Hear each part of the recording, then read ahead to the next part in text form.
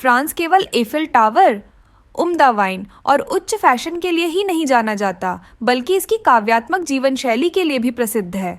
यह वह देश है जहां हर एक कप कॉफी को आत्मचिंतन के क्षण के रूप में सराहा जाता है, जहां किशोर दर्शन शास्त्र पर उत्साह से बहस करते हैं और जहां दैनिक जीवन को जीने योग्य माना जाता है, न कि बस गुजरने के लिए। तो आखिर क्या है जो फ्रांस को इतना आकर्षक बनाता है? आइए कदम रखें एक ऐसी जगह में जहां जीवन का आनंद केवल एक विचार नहीं, बल्कि हर दिन की जीवंत जीवन शैली है। फ्रांस, यूरोप का स्वर्ण षटभुज। अगर आप नक्शे में फ्रांस को देखें तो इसका आकार तुरंत पहचान में आ जाता है, लगभग एक पूर्ण षटभुज। यह आकार इतना प्रतीकात्मक है कि स्थानीय लोग इसे स्नेहपूर्वक लेक्सागोन कहते हैं। लेकिन यह केवल भूगोल नहीं है, यह फ्रांस की पूर्णता को दर्शाता है, जलवायु, परिदृश्य और संस्कृति में विविध। इसकी हर सीमा एक अलग पड़ोसी से जुड़ती है। उत्तर पूर्व में बेल्जियम और जर्मनी, पूर्व में इटली और स्विट्जरलैंड, दक्षिण पश्चिम में स्पेन और पश्चिम दक्षिण में अटलांटिक व भूमध्य सागर के तट। यूरोप में बहुत कम स्थान ऐसे हैं जहां आप एक ही दिन में इतनी विविधता का अनुभव कर सकते हैं। सुबह एल्प्स में स्कीइंग करें, दोपहर में भूमध्य सागर के किनारे आराम करें। यह विरोधाभास केवल सुंदर नहीं है, यह एक ऐसे देश को दर्शाता है जहां प्रकृति, आधुनिक जीवन और स्थिरता संतुलन में रहते हैं। फ्रांस की केंद्रीय भौगोलिक स्थिति ने इसे सदियों से विचारों, व्यापार और संस्कृतियों का एक शक्तिशाली संगम बना दिया है। रोमन साम्राज्य के अधीन काल हो, शार्लेमेन का युग हो या फ्रेंच राजशाही की भव्यता, ये षटभुज आकार वाली भूमि यूरोप के सबसे परिवर्तनकारी क्षणों के केंद्र में रही है। फ्रांस का नक्शा केवल यह नहीं बताता कि वह कहाँ है, यह बताता है कि वह कौन है, इतिहास में गहराई से जड़ें जमाए हुए, लेकिन हमेशा बाहरी दुनिया की ओर देखता हुआ। ये 6 पहलुओं वाला आकार केवल एक भौगोलिक संयोग नहीं, बल्कि एक काव्यात्मक रूपक है। ये एक ऐसे राष्ट्र का प्रतीक है जो कला और उद्योग, ग्रामीण आकर्षण और शहरी नवाचार, चीज़ और शैंपेन सब कुछ समेटे हुए हैं। अगर आपको इस जीवित षटभुज की एक झलक से अपनी फ्रेंच यात्रा शुरू करनी हो, तो आप कहाँ जाना चाहेंगे? प्रोवेंस के लैवेंडर के खेत, लुआर वैली के किलों या अटलांटिक तट के सर्फिंग शहरों में? हमें बताइए, हमें जानने की उत्सुकता है। फ्रांसीसी महिलाएं सहज सुंदरता और आत्मविश्वास की प्रतीक। कई समाजों में सौंदर्य के लिए सख्त मानक होते हैं, निर्दोष त्वचा, फैशन के ट्रेंड का पालन या बारीकी से सजे बाल। लेकिन फ्रांस में सौंदर्य एक बिल्कुल अलग तरीके से प्रकट होता है, आत्मविश्वास, स्वाभाविक सुंदरता और शांत दृढ़ता के माध्यम से। फ्रांसीसी महिलाएं ध्यान आकर्षित नहीं करती, वे सहजता से आकर्षण पैदा करती हैं। उनका आकर्षण उनके हाव भाव में छिपा होता है। जिस सहजता से वे चलती हैं, उनकी आंखों में बुद्धिमत्ता की चमक या एक हल्की मुस्कान जो रहस्यमय भी है और अर्थपूर्ण भी। कोको शनेल को याद कीजिए, जिन्होंने फैशन की दुनिया को यह कहकर बदल दिया कि सादगी ही सच्चे सौंदर्य की कुंजी है। उनकी विरासत आज भी जीवित है, समकालीन फ्रेंच प्रेरणाओं में, जैसे मैरियन कोटियार्ड, जूलियट बिनोश और लिया सेडू। इन महिलाओं को केवल उनके कपड़ों या लुक के लिए नहीं सराहा जाता, बल्कि उनके जीवन और मूल्यों के लिए सम्मानित किया जाता है। उनके लिए फैशन कोई दिखावा नहीं, बल्कि आत्म अभिव्यक्ति है। स्टाइल का मतलब ट्रेंड को फॉलो करना नहीं, बल्कि खुद को जानना और उस पहचान को गरिमा के साथ अपनाना है। जो बात फ्रांसीसी महिलाओं को सबसे अलग बनाती है, वह है उनका दृष्टिकोण। वे भावनात्मक रूप से सशक्त होती हैं, बौद्धिक रूप से जिज्ञासु और वित्तीय व रोमांटिक रूप से स्वतंत्र। वे अपने साथ ही समाज या सौंदर्य मानकों से मान्यता की प्रतीक्षा नहीं करती। प्रेम में वे गहराई से जुड़ती हैं, लेकिन अपनी स्पष्टता नहीं खोती। कार्यक्षेत्र में वे शांत आत्मविश्वास से नेतृत्व करती हैं, संकल्प और गरिमा का संतुलन बनाए रखती हैं। यह अनोखा संतुलन उत्साह और संयम, आकर्षण और आत्मचिंतन के बीच ही फ्रांसीसी महिला को इतना सम्मोहक बनाता है। उनकी सुंदरता उम्र के साथ फीकी नहीं पड़ती, यह विकसित होती है। जैसे जैसे उनका जीवन अनफोल्ड होता है, उनका आकर्षण भी गहराता जाता है। उनका अस्तित्व ऐसा होता है जिसे जोर से बोलने की ज़रूरत नहीं, क्योंकि वह मौन में भी बहुत कुछ कहता है। यह आकर्षक बनने की कला है, बिना प्रदर्शन के। इतना प्रकट करना कि रहस्य बना रहे। फ्रांसीसी किले कला, शक्ति और कल्पना की एक जीवित विरासत। दुनिया में कोई भी देश ऐसा नहीं है जहां किलों का परिदृश्य फ्रांस जैसा हो। 40,000 से अधिक किले, दुर्ग और शाही संपत्तियां पूरे ग्रामीण इलाकों में फैली हुई हैं। फ्रांस वह जगह है जहां इतिहास केवल स्मरण नहीं किया जाता, बल्कि वह रोजमर्रा की जिंदगी की वास्तुकला में उकेरा गया है। ऊबड़ खाबड़ मध्यकालीन दुर्गों और सुरुचिपूर्ण गॉथिक मीनारों से लेकर भव्य पुनर्जागरण युग की हवेलियों और भव्य बारोक महलों तक हर एक संरचना अपनी अनोखी कहानी कहती है। लॉयर घाटी में स्थित शाटो द शम्बोर फ्रांसीसी पुनर्जागरण वास्तुकला का ताज है। 440 कमरे, 365 फायरप्लेस और एक दिमाग को चकरा देने वाली डबल हेलिक्स सीढ़ी, जिसे संभवतः लियोनार्डो दा विंची ने डिजाइन किया था। फिर है मॉन्ट सैन मिशेल, जो समुद्री ज्वारों से उठती एक स्वप्न जैसी संरचना है। यह सदियों से युद्धों, तूफानों और समय की कसौटी पर खड़ा रहा है, एक वास्तुशिल्प चमत्कार और शांत प्रतिरोध का प्रतीक। और निश्चित ही वर्साई, जो कभी राजाओं का खेल का मैदान था, अब राजशाही निरंकुशता के अंत और आधुनिक लोकतांत्रिक विचारों की शुरुआत का प्रतीक है। लेकिन जो फ्रांसीसी किलों को वास्तव में अनोखा बनाता है, वह है कि उन्हें केवल दूर से निहारा नहीं जाता। ये कोई स्थिर संग्रहालय नहीं है, बल्कि आधुनिक फ्रांसीसी जीवन की रचना में बुने गए हैं। इनमें कई संगीत समारोह, कला प्रदर्शनियां, साहित्यिक गोष्ठियां और सांस्कृतिक मेले आयोजित करते हैं, जो समुदायों को उन स्थानों में एकत्र करते हैं जो कभी केवल राजाओं के लिए आरक्षित थे। फ्रांस में अतीत फीका नहीं पड़ता, वह वर्तमान में धड़कता है। हर मीनार, पत्थर की दीवार और गूंजता हुआ हॉल सुंदरता, महत्वाकांक्षा और कालातीत कला की एक साझा स्मृति को जीवन देता है। पेरिस केवल एक शहर नहीं, बल्कि एक वैश्विक आत्मा। पेरिस को अक्सर सिटी ऑफ लाइट कहा जाता है, लेकिन यह केवल एक पोस्टकार्ड जैसी पूर्णता नहीं है।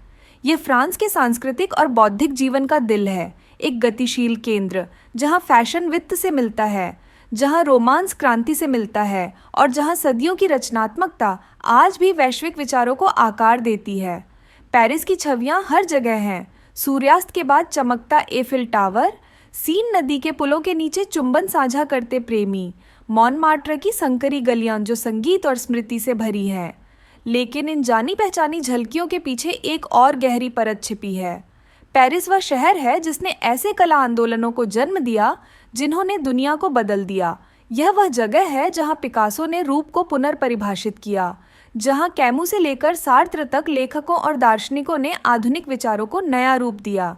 यह सोरबोन, साइंस पो और अंतर्राष्ट्रीय संस्थाओं का घर है जो विश्व राजनीति को आकार देती हैं। फिर भी पेरिस का आकर्षण केवल उसकी भव्यता में नहीं, बल्कि रोजमर्रा के जीवन की शांत लय में है। यह है शरद ऋतु की दोपहर को लग्जमबर्ग गार्डन में पैरों के नीचे पत्तों की मुलायम चरमराहट, सुबह के समय लेमारे में कॉफी कपों की खनखनाहट और आधी रात को एक मोहल्ले के बाजार के ऊपर झिलमिलाते स्ट्रीट लैंप्स की रोशनी। पेरिस चकाचौंध से नहीं, भावना और सुरुचिता से प्रेरित करता है। पुरानी दुनिया की सुंदरता और प्रगतिशील सोच की यह मिश्रण ने पेरिस को केवल एक गंतव्य नहीं, बल्कि एक मनस्थिति बना दिया है। यह एक ऐसी जगह है जो आत्मा को आंदोलित करती है, रचनात्मकता को पोषण देती है और दुनिया भर के लोगों को बड़ा सपना देखने, गहराई से प्रेम करने और पूरी तरह जीने के लिए आमंत्रित करती है। फ्रांस में कॉफी एक दैनिक विराम, एक सांस्कृतिक दर्शन। फ्रांस में कॉफी केवल एक पेय नहीं, बल्कि दिन में एक सजग विराम है, जो जीवन की लय में गहराई से बुना गया एक अनुष्ठान है। कई जगहों की फास्ट फूड शैली की संस्कृति के विपरीत फ्रांसीसी अपने कॉफ़ी के साथ धैर्य और उद्देश्य रखते हैं। चाहे धूप से नहाई छत पर बैठना हो या सदी पुरानी चौक के कोने में, लोग धीरे धीरे घूंट लेते हैं, खुद को दैनिक जीवन की शांत कोरियोग्राफी को देखने की अनुमति देते हुए। संवाद के टुकड़े, तेज कदमों की आहट या कोबलस्टोन पर सुबह की हल्की रोशनी आमतौर पर एक स्ट्रॉन्ग, बिना तामझाम वाली एस्प्रेसो के रूप में परोसी जाती है। फ्रेंच कॉफ़ी राष्ट्रीय चरित्र को दर्शाती है, तीव्र, परिष्कृत और अनावश्यक सजावट से रहित। यह मात्रा की बात नहीं, गहराई की बात है। जिस तरह से फ्रांसीसी कॉफ़ी पीते हैं वह बहुत कुछ कहता है उनके जीने के तरीके के बारे में। वर्तमान में जीना, सूक्ष्मता की सराहना करना और समय की भागदौड़ से अप्रभावित रहना। यहाँ धीमापन अकुशलता नहीं बल्कि सचेत जीवन शैली है। लेकिन फ्रांस में कैफ़े केवल रिचार्ज करने की जगह नहीं बल्कि लंबे समय से सांस्कृतिक सभा स्थल रहे हैं। सदियों से ये विचारकों, कलाकारों और क्रांतिकारियों के मिलन स्थल रहे हैं। सैन जर्मेन दे प्रे जैसे कैफ़े में सार्त्र और डी ब्यूवॉयर जैसे विचारकों ने युद्धोत्तर यूरोप की बौद्धिक धड़कन को आकार दिया। पेरिस में कॉफ़ी का एक घूंट लेना है विचारों, कला और चिंतन की जीवित परंपरा से जुड़ना। फ्रांस में कॉफ़ी केवल एक आदत नहीं बल्कि हर दिन की सजग उपस्थिति की अभिव्यक्ति है। तो आप किस तरह के कॉफ़ी प्रेमी हैं? हर घूंट को जी भरकर पीने वाले या दिन भर ऊर्जावान बने रहने के लिए ट्रिपल शॉट वाले? कप ठंडा होने से पहले हमें बताइए। फ्रांस, जहां जुलूस और उत्सव साथ साथ चलते हैं, करारे बगेट और उम्दा चीज के क्लिच से परे, फ्रांस एक गहरे तत्व पर जीवित है। एक ऐसी संस्कृति जहां विद्रोह और उत्सव साथ साथ चलते हैं। ये एक ऐसा देश है जहां परंपरा और विचित्रता बिना टकराव के घुल मिल जाती है, जिससे ऐसे उत्सव जन्म लेते हैं जो जितने विरासत में जड़े हैं उतने ही कल्पनाशील भी हैं। उत्तर में मरोइल चीज उत्सव जैसी प्रफुल्लित घटनाएं, जहां तीव्र गंध गर्व की बात है से लेकर डनकर्क की रंगीन पोशाकों वाली परेड तक, या लियोन के फेट दे लुमियर की रोशनी से सजी रातें, फ्रांस पहचान का जश्न मनाना जानता है, साहसिक और विचित्र रूपों में। लेकिन फ्रांसीसी आत्मा में जितना गहरा उत्सव है उतना ही गहराई से विरोध की भावना भी है। यूरोप की सबसे उत्साही नागरिक प्रदर्शन संस्कृतियों में से एक, फ्रांस ने हमेशा सार्वजनिक आवाज़ की ताकत को अपनाया है। 1889 की क्रांति से लेकर आज के जलवायु आंदोलन और श्रमिक हड़तालों तक विरोध यहाँ की राष्ट्रीय डीएनए का हिस्सा है। अराजकता नहीं बल्कि सुने जाने की इच्छा से प्रेरित। जो बात ध्यान खींचती है वह यह है कि ये प्रदर्शन अक्सर एक प्रदर्शन कला की तरह होते हैं। फ्रांसीसी विरोध केवल टकराव नहीं होते बल्कि वे सांस्कृतिक बयान होते हैं, जिनमें कला, पोशाक, संगीत और चतुर नारों की झलक होती है। यह एक ऐसे समाज को दर्शाता है जो अभिव्यक्ति को प्रोत्साहित करता है, न कि मौन को, भागीदारी को, न कि उदासीनता को। फ्रांस में जुलूस में चलना केवल असहमति नहीं बल्कि लोकतंत्र में भागीदारी है।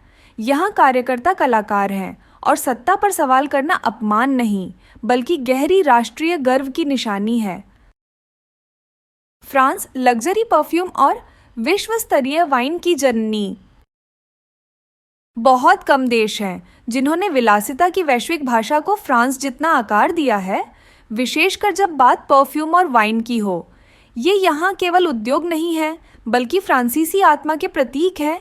ऐसी कला रूप हैं जिन्हें पीढ़ियों से निखार कर अंतरंग, परिष्कृत और सार्वभौमिक रूप से प्रशंसित बनाया गया है। महान परफ्यूम हाउस चैनल, डायर, गेरलिन सिर्फ सुगंध नहीं बनाते, वे भावनात्मक परिदृश्य रचते हैं। हर एक परफ्यूम सैकड़ों नाजुक सुगंधों से बनी एक रचना है जिसे बेहतरीन परफ्यूम निर्माताओं द्वारा तैयार किया जाता है, जिन्हें एनीज या नोज कहा जाता है, जो केवल उत्पाद नहीं बल्कि गहराई से व्यक्तिगत अनुभवों की रचना करते हैं। एक फ्रांसीसी परफ्यूम केवल पहना नहीं जाता बल्कि जिया जाता है। हर बार जब वह सांस में समाता है, एक कहानी सुनाता है। फ्रांस में वाइन को भी ऐसा ही गौरव प्राप्त है। देश के प्रसिद्ध अंगूर के बागान बोर्डो, बरगंडी, चैंपेन और रोन सिर्फ उत्पादन स्थल नहीं हैं, वे इतिहास और गौरव के तीर्थ स्थल हैं। हर बोतल टेरवार, परंपरा और उन वाइन निर्माताओं के मानवीय स्पर्श से बनी होती है जो अपने कार्य को कृषि नहीं बल्कि विरासत मानते हैं। फ्रांस में वाइन कभी जल्दी में नहीं पी जाती, यह घुमाई जाती है, चखी जाती है और आत्मचिंतन या जुड़ाव के पलों में साझा की जाती है। परफ्यूम और वाइन मिलकर सिर्फ विलासिता का प्रतिनिधित्व नहीं करते, वे एक जीवन शैली का प्रतीक हैं। एक ऐसा जीवन जो सूक्ष्मता, इतिहास, शिल्प और इस विचार को महत्व देता है कि सुरुचि सबसे प्रभावशाली तब होती है जब उसका कोई गहरा अर्थ हो। फ्रेंच व्यंजन जहां स्वाद एक कहानी कहता है। ऐसा कोई संयोग नहीं है कि फ्रेंच व्यंजन को यूनेस्को की अमूर्त सांस्कृतिक विरासत सूची में स्थान मिला है।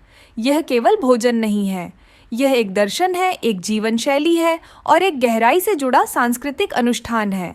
हर व्यंजन, चाहे वह एक कुरकुरा क्रोइसां हो या समृद्ध कोकोवैन, सिर्फ भूख मिटाने के लिए नहीं बल्कि इंद्रियों को ऊंचा उठाने के लिए तैयार किया जाता है।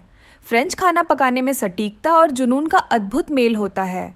ताज़े मौसमी सामग्री के चयन से लेकर एक नाजुक सॉस के नीचे की आंच को नियंत्रित करने तक हर कदम उद्देश्य के साथ किया जाता है। फ्रांस में शेफ केवल रसोइये नहीं होते, वे कहानीकार होते हैं जो विज्ञान और कला के संयोग से बनी परंपराओं को आगे बढ़ाते हैं। यहाँ भोजन कभी जल्दी में नहीं किया जाता। भोजन को एक साझा क्षण के रूप में देखा जाता है, दोस्तों, परिवार या यहाँ तक कि अजनबियों के बीच, जहाँ स्वाद धीरे धीरे खुलते हैं और बातचीत स्वाभाविक रूप से बहती है। तकनीक, भावना और जुड़ाव का यही संतुलन फ्रेंच व्यंजनों को कालातीत अनुभव बनाता है। और फिर भी यह रुका हुआ नहीं है। फ्रेंच खान पान विकसित हो रहा है, वैश्विक स्वादों और आधुनिक रुझानों का स्वागत करता है, जबकि अपनी जड़ों से जुड़ा रहता है। चाहे वह ग्रामीण बिस्ट्रो हो या मिशेलिन स्टार रेस्तरां, फ्रांस में हर भोजन उसकी विरासत का प्रतिबिंब होता है, दिल, आत्मा और परिष्कार के साथ परोसा गया। फ्लानर की कला, जब टहलना एक दर्शन बन जाता है। फ्रांस में, विशेषकर पेरिस जैसे शहरों में, चलना केवल एक स्थान से दूसरे स्थान तक पहुंचने का साधन नहीं है, ये एक सजग, लगभग काव्यात्मक उपस्थिति का कार्य है। फ्रांसीसी अवधारणा फ्लानर उस व्यक्ति का वर्णन करती है जो उपयोगिता के लिए नहीं बल्कि आनंद के लिए टहलता है, पर्यवेक्षण, चिंतन और शहरी लय से गहरे जुड़ाव के लिए। फ्लानर होना मतलब बिना निश्चित मंजिल के चलना, लेकिन खुली आंखों और सतर्क मन के साथ। यह है संकरी गलियों से धीरे धीरे गुजरना, एक बालकनी की वक्रता की प्रशंसा करना, पुराने पत्थरों पर चढ़ती बेल को देखना या कैफे की खिड़कियों के पीछे खेलती रोजमर्रा की सुंदरता को महसूस करना। इसी भटकाव में पेरिस अपने आप को प्रकट करता है, एक ऐसा शहर जिसे जीतना नहीं बल्कि आत्मसात करना होता है।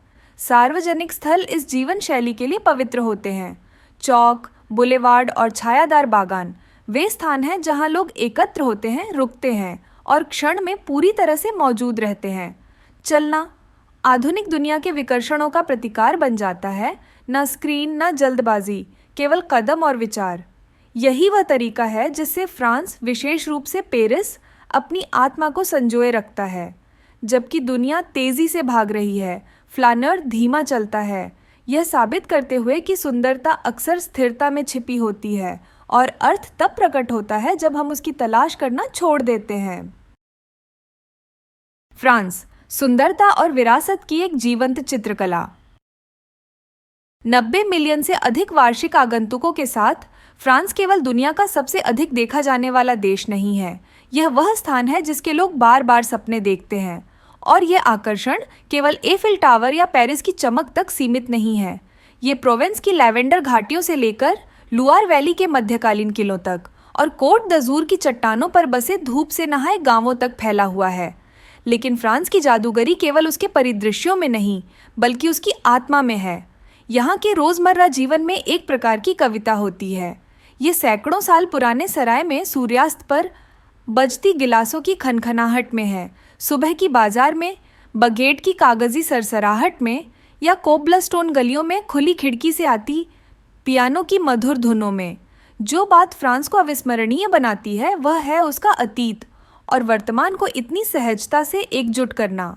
यह केवल इतिहास को संरक्षित नहीं करता बल्कि उसे जीता है। कला से लेकर वास्तुकला, व्यंजन से लेकर फैशन तक, फ्रांस हर यात्री को कुछ गहराई से व्यक्तिगत अनुभव प्रदान करता है। यह मायने नहीं रखता कि आप उच्च फैशन की तलाश में हैं, आध्यात्मिक शांति की या पुराने युग के रोमांस की एक झलक। फ्रांस का एक रूप आपके लिए प्रतीक्षा कर रहा है। यह केवल एक गंतव्य नहीं बल्कि एक दर्पण है कि हम क्या हैं और क्या बनने का सपना देखते हैं। फ्रांस की साहित्यिक महानता, उन विचारों की विरासत जिन्होंने दुनिया को आकार दिया। कोई भी देश साहित्य में नोबेल पुरस्कारों का उतना दावा नहीं कर सकता जितना फ्रांस, कुल 16 बार, जो इस बात को रेखांकित करता है कि यहाँ साहित्य, आलोचनात्मक सोच और लिखित शब्द की शक्ति को कितना सम्मान दिया जाता है। ये विजेता आंद्रे गिद से लेकर अल्बेयर कामू तक, जां पॉल सार्त्र, जिन्होंने प्रसिद्ध रूप से यह पुरस्कार अस्वीकार कर दिया था, से लेकर समकालीन आवाज़ों जैसे पैट्रिक मोदियानो तक एक विशिष्ट फ्रांसीसी भावना को दर्शाते हैं। बौद्धिक जिज्ञासा, सामाजिक सहभागिता और निर्भीक स्वतंत्रता। यह संयोग नहीं है। फ्रांस ने लंबे समय से ऐसा वातावरण तैयार किया है जहां विचार फले फूले और अभिव्यक्ति की स्वतंत्रता एक सांस्कृतिक अधिकार हो। फ्रांसीसी परंपरा में साहित्य केवल एक मनोरंजन नहीं, बल्कि खोज का माध्यम है। यहीं से फ्रांसीसी लोग सत्य का सामना करते हैं, भावनाओं का विश्लेषण करते हैं और सत्ता से सवाल करते हैं। किताबें विचारों के वाहन होती हैं, उनसे ध्यान भटकाने का माध्यम नहीं। ये भावना वोल्टेयर और रूसो जैसे प्रबोधन युग के दिग्गजों से शुरू होती है, सार्त्र और कामू की अस्तित्ववादी अंतर्दृष्टियों से मजबूत होती है और आज एनी अर्नो, नोबेल विजेता 2022, और लैला स्लिमानी जैसी लेखिकाओं में जीवित है। ये लेखक केवल लिखते नहीं, वे चुनौती देते हैं, उकसाते हैं और जागरूक करते हैं। स्क्रॉलिंग और साउंड बाइट्स के इस युग में फ्रांस अब भी भाषा का किला बना हुआ है, जहां साहित्य अब भी वह शक्ति रखता है जो केवल हमारी सोच नहीं, बल्कि हमारे जीने के तरीके को भी बदल सकती है। टूर डी फ्रांस, एक राष्ट्र के दिल से गुजरती दौड़। 1903 में एक खेल समाचार पत्र के लिए एक मार्केटिंग विचार के रूप में शुरू हुआ। यह आयोजन अब इतिहास की सबसे प्रसिद्ध खेल प्रतिस्पर्धाओं में से एक बन चुका है। टूर डी फ्रांस केवल दुनिया की सबसे बड़ी साइकिलिंग रेस नहीं है, यह 3 सप्ताह की 3000 किलोमीटर लंबी मानवीय सहन शक्ति और राष्ट्रीय पहचान का उत्सव है। हर जुलाई में दुनिया भर से लाखों लोग ट्यून इन करते हैं, सिर्फ इसलिए नहीं कि वे विश्व स्तरीय साइकिल चालकों को पहाड़ों और मध्यकालीन शहरों से लड़ते देख सकें, बल्कि इसलिए भी कि वे फ्रांस के परिदृश्यों और आत्मा की चलती फिरती झलक का अनुभव कर सकें।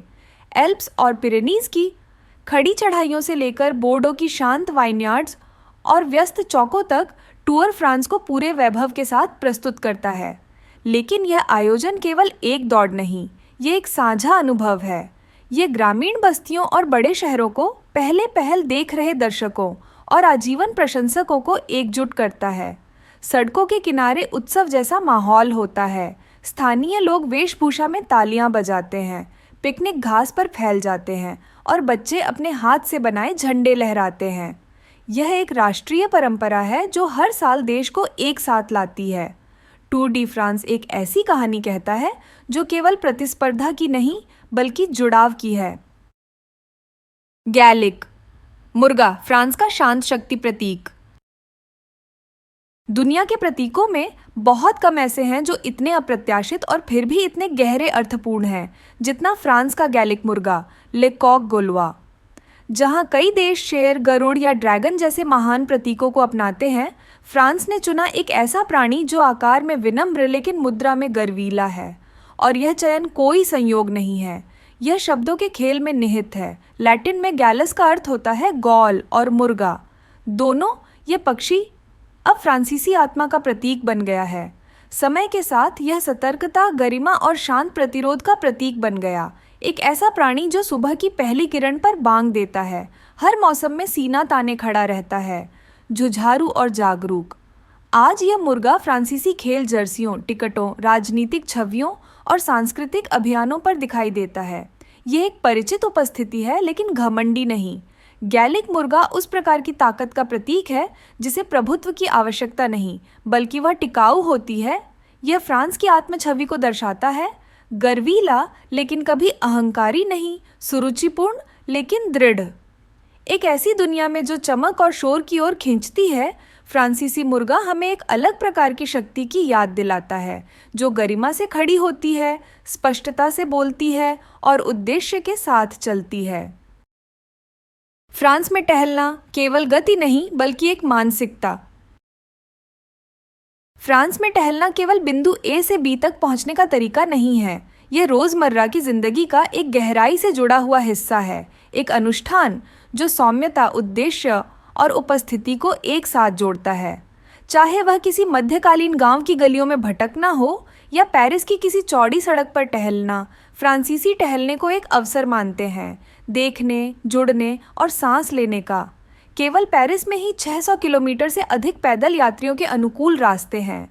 पेड़ों से घिरी सड़कों से लेकर शांत पिछली गलियों तक, जो स्थानीय लोगों और आगंतुकों दोनों को अपने इंद्रियों के साथ शहर को खोजने के लिए आमंत्रित करते हैं। जहां अन्य शहर कारों पर निर्भर होते हैं, वहीं यहाँ पैदल चलना कोई फिटनेस ट्रेंड नहीं, यह जीवन शैली है। फ्रांसीसी लोग किराना लेने, छोटे मोटे काम निपटाने या खाने के बाद की सैर का आनंद लेने के लिए चलते हैं। यह चलने की संस्कृति ऐसा शहरी नियोजन दर्शाती है जो यातायात से अधिक लोगों को प्राथमिकता देता है। सड़कों में केवल हलचल नहीं, बल्कि संगीत, खुशबू, आवाज़ें और कहानियाँ होती हैं। आप बेकरी को देखने से पहले ताज़ी बगेट की महक महसूस कर सकते हैं या कैफ़े पहुंचने से पहले जैज़ की धुन सुन सकते हैं। चलना यहाँ केवल शारीरिक गतिविधि नहीं, बल्कि एक शांत आनंद और मानसिक स्पष्टता का रूप है। यह आत्मचिंतन, अवलोकन और साधारण की सुंदरता को महसूस करने की जगह है। एक तेज़ रफ्तार दुनिया में फ्रांस चलता है, क्योंकि कई बार यही तरीका है सच में कहीं पहुंचने का। जीवन्यापन की लागत, विरोधाभासों और विकल्पों का देश। फ्रांस में रहना कई प्रकार की वास्तविकताओं के साथ आता है, जो इस पर बहुत निर्भर करता है कि आप कहाँ और कैसे रहते हैं। जहाँ पेरिस यूरोप के सबसे महंगे शहरों में से एक है, वहीं अन्य क्षेत्र किफ़ायती जीवन शैली प्रदान करते हैं, बिना गुणवत्ता या आकर्षण को खोए। राजधानी में किराए आसमान छू सकते हैं और शहर के केंद्र में एक साधारण अपार्टमेंट टूलूज़ या नात जैसे छोटे शहरों के एक विशाल घर के बराबर हो सकता है। लेकिन इसका दूसरा पहलू यह है कि फ्रांस उदार सार्वजनिक सेवाएं प्रदान करता है। सस्ती स्वास्थ्य सेवाएं, सब्सिडी युक्त शिक्षा और विश्वसनीय सार्वजनिक परिवहन, जो निवासियों के दैनिक खर्चों को संतुलित करने में मदद करते हैं। चतुर बजट प्रबंधन और जीवन शैली के चुनाव बड़ा फर्क ला सकते हैं। स्ट्रासबर्ग, मॉम्पेलिए या बोर्डो जैसे शहर लागत और जीवन गुणवत्ता के बीच संतुलन प्रदान करते हैं, संस्कृति, संपर्क और समुदाय के साथ, बिना राजधानी की महंगाई के। जो बात फ्रांस को अलग बनाती है वह है इसका आर्थिक विविधता वाला परिदृश्य। तटीय कस्बे, ग्रामीण गांव, शहरी केंद्र, हर एक की अपनी लय और जीवन्यापन की लागत है। जो लोग खुद को ढालना जानते हैं और सोच समझकर योजना बनाते हैं, उनके लिए फ्रांस एक आरामदायक, स्थिर और अत्यधिक संतोषजनक जीवन शैली का मार्ग प्रदान करता है। यहाँ रहना किसी दिखावे के लिए नहीं, बल्कि संतुलन के साथ गरिमापूर्ण जीवन जीने की परिभाषा है, जहाँ साधारण सुख और सोच समझकर किए गए चुनाव ही अच्छे जीवन का सार बताते हैं। TGV, जहाँ नवाचार रोजमर्रा की जिंदगी से मिलता है। फ्रांस का TGV, ट्रेन आ ग्रैंड विटेस, केवल एक तेज ट्रेन नहीं, ये राष्ट्रीय गर्व का प्रतीक और आधुनिक रेल यात्रा का मानक है।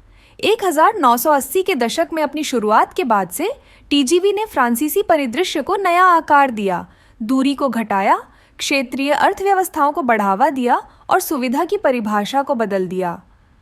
300 किलोमीटर प्रति घंटा, 166 मील प्रति घंटा से अधिक की रफ्तार के साथ TGV पेरिस, लियोन, मार्सेल और लील जैसे शहरों को कुछ ही घंटों में जोड़ता है। इसने सप्ताहांत की छुट्टियों, दैनिक आवागमन और देशव्यापी व्यावसायिक यात्राओं को पहले से कहीं अधिक तेज और सहज बना दिया है।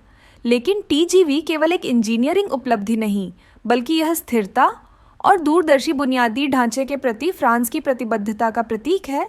घरेलू उड़ानों का व्यवहार या विकल्प प्रदान करके यह कार्बन उत्सर्जन को कम करने और पर्यावरण अनुकूल गतिशीलता को बढ़ावा देने में अहम भूमिका निभाता है। ट्रेन के अंदर TGV केवल रफ्तार नहीं देता, बल्कि शांति भी देता है। आरामदायक सीटें, शांत केबिन, ऑनबोर्ड वाईफाई और मनमोहक दृश्य हर यात्रा को आनंददायक अनुभव बनाते हैं। यहाँ दक्षता और सुरुचिता का मेल होता है, जो व्यापक फ्रांसीसी जीवन शैली का प्रतिबिंब है। एक ऐसी दुनिया में जहाँ समय सीमित और कीमती है, TGV लाखों लोगों को अधिक बुद्धिमानी से, स्वच्छता से और सुंदरता से यात्रा करने की शक्ति देता है। यह केवल एक ट्रेन नहीं, बल्कि इस बात का प्रमाण है कि फ्रांस कैसे दृष्टिकोण, डिजाइन और उद्देश्य के साथ आगे बढ़ता है। दर्शन शास्त्र की कक्षा, एक फ्रांसीसी परंपरा।